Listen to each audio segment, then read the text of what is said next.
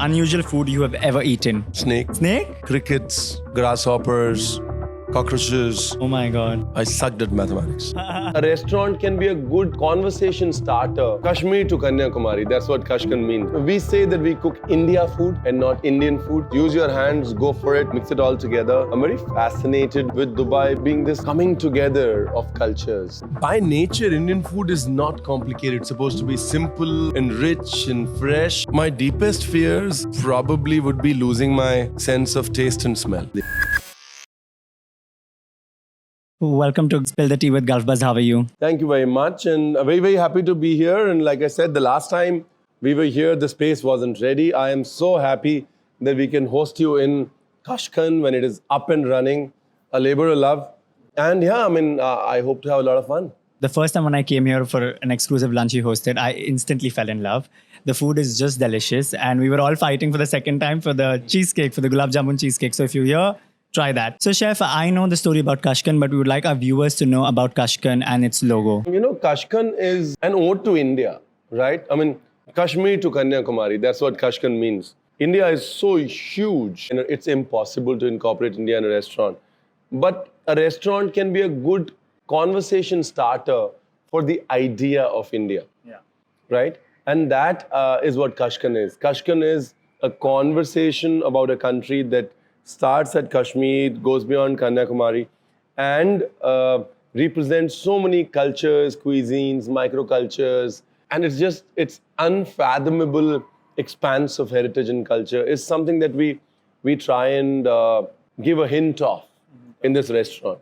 The logo is Kashkan, the word, and then a compass, which sort of reminds you that we start with Kashmir and end with Kanyakumari per se. So then what are the special features you would say that, guests can experience at Kashkan? We try and say the India story. Indian food has become a sort of a cliche, with most restaurants referring to a certain sort of food as Indian food. We say that we cook India food and not Indian food, which is Indian food as you know it and beyond. Right? Wow. So there's food from the Northeast, food from Nagaland, food from Mizoram, food from hinterlands down south, food from small villages in Rajasthan.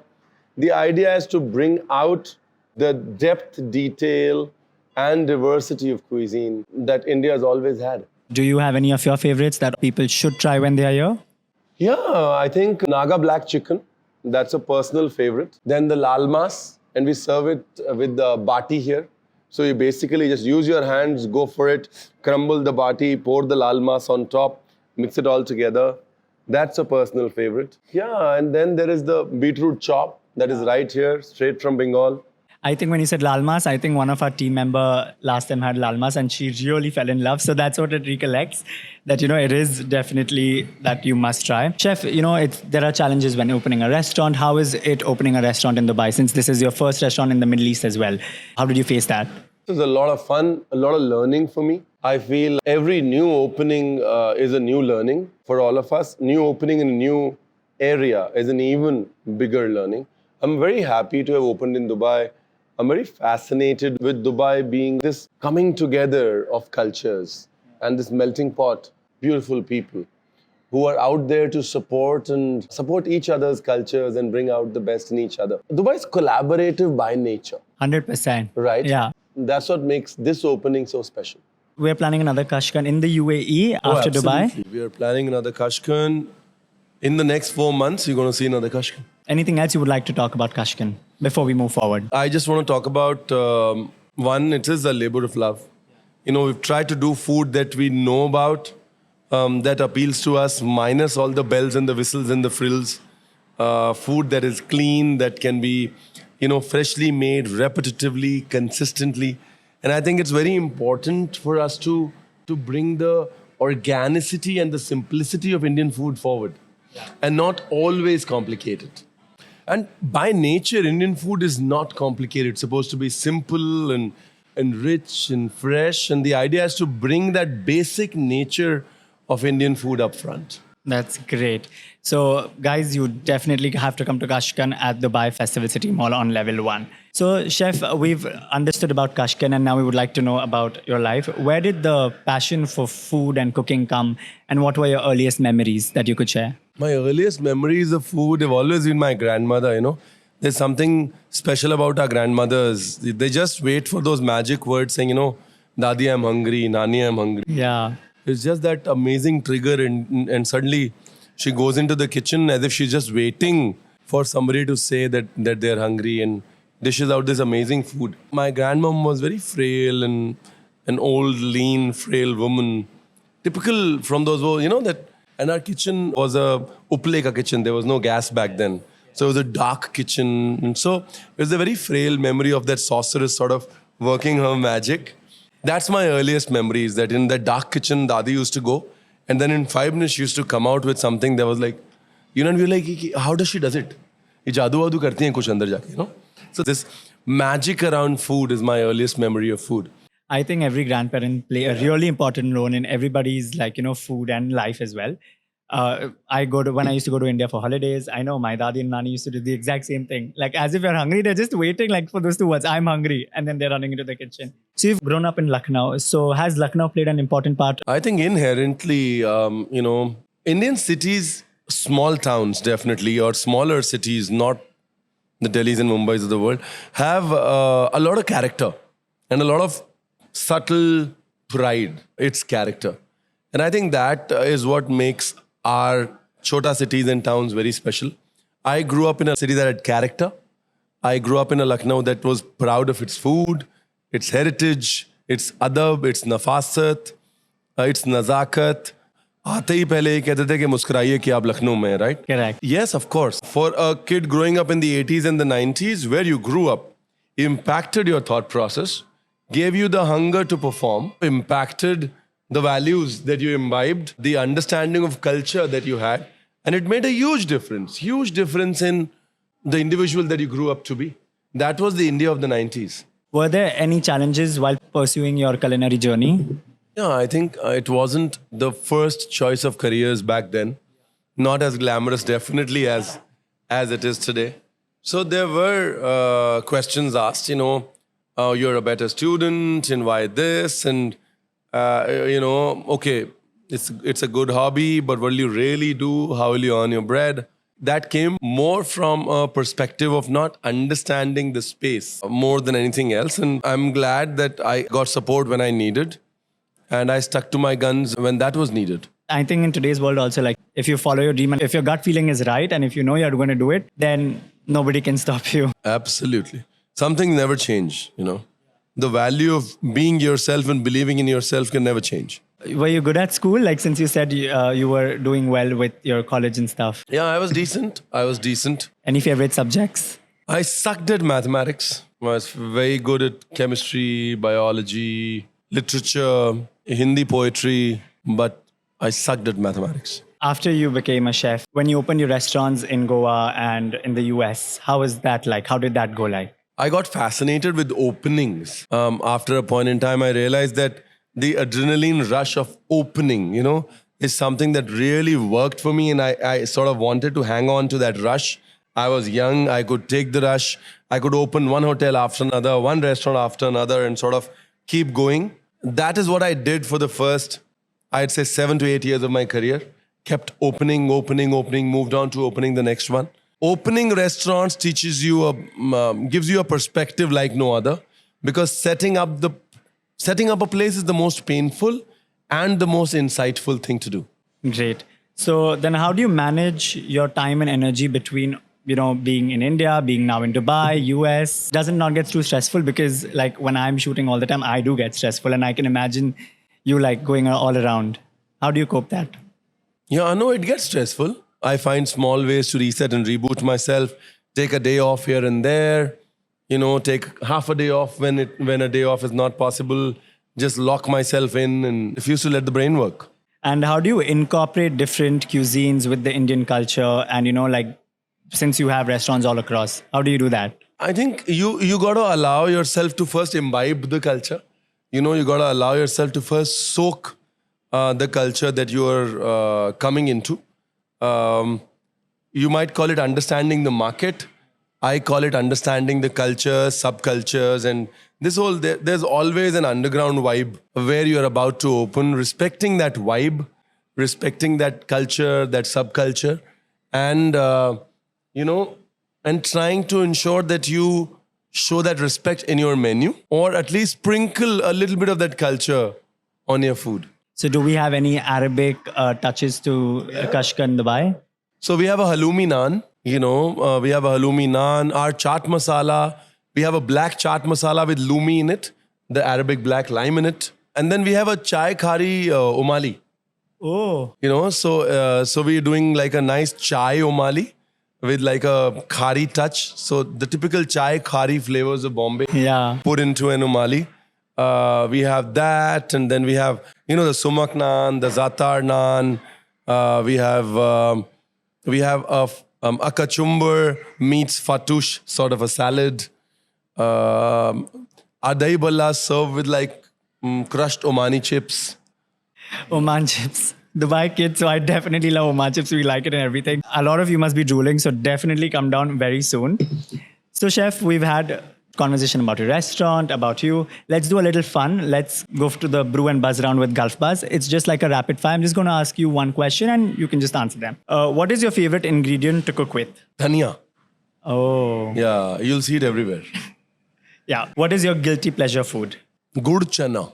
Good chana. I am obsessed with this midnight snack. Whenever I have midnight craving, I take out roasted chana, put good in it, and sit in front of the television and wonder what the hell am I doing with my life. What is the best compliment you have received for your cooking? Yeah, that's censored.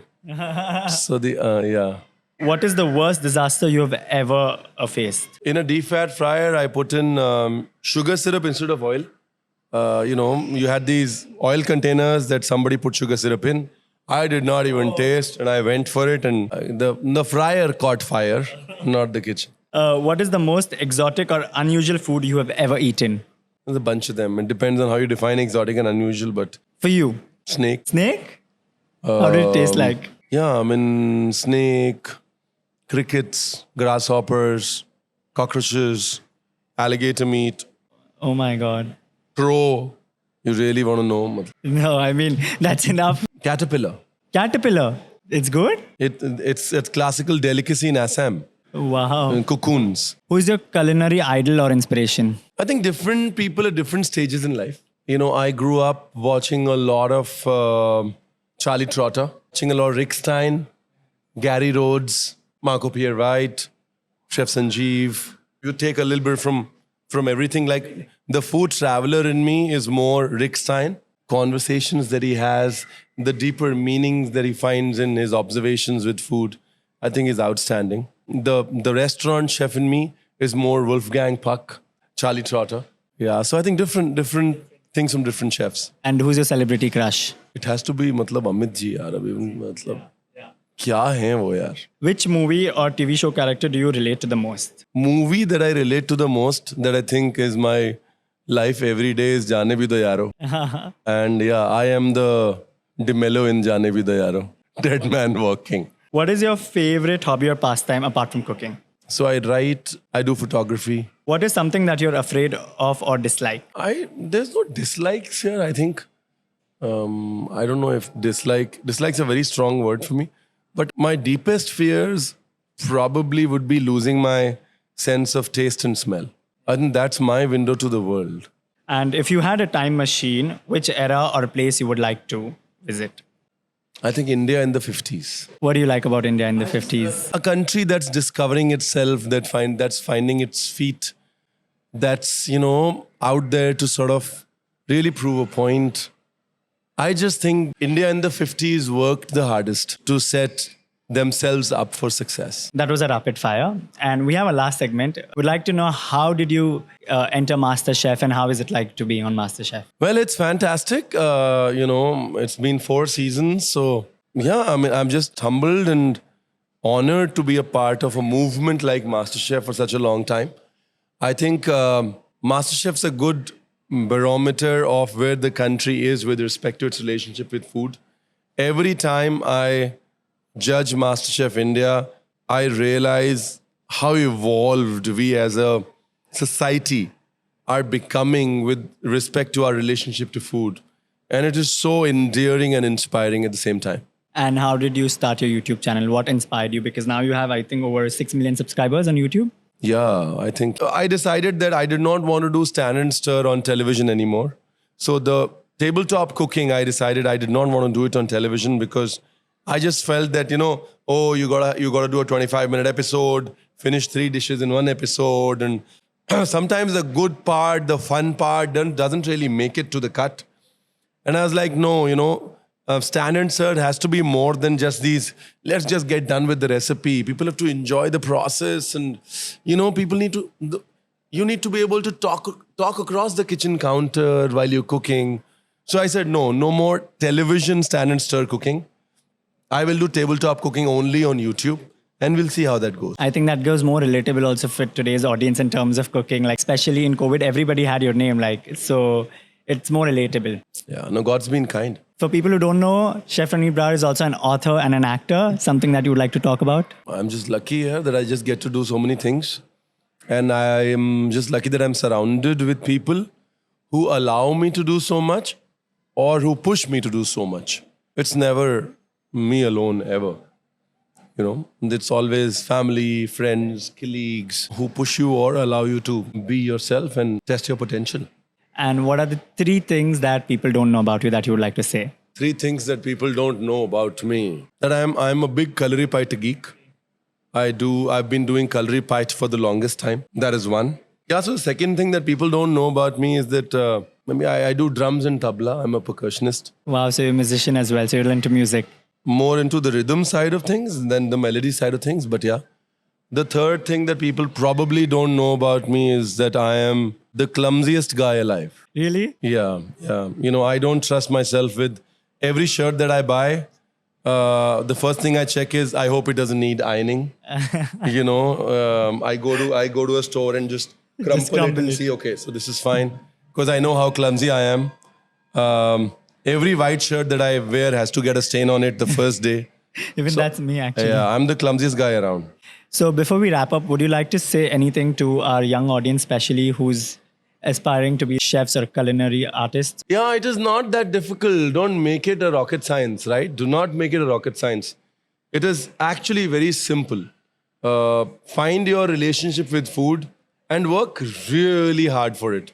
A lot of times you see the end product, like me, and you don't know the struggles that we had to sort of go through to get here. I've been cooking 27 years and you've only been seeing me last 7 years. So the 20 years in the making is something that got missed out. You'll probably have to spend 10 years in the making, but you will have to spend time. Thank you so much, Chef. And it was an honor to have you on the show. Thank you very much. It's an honor being here. Thank you so much.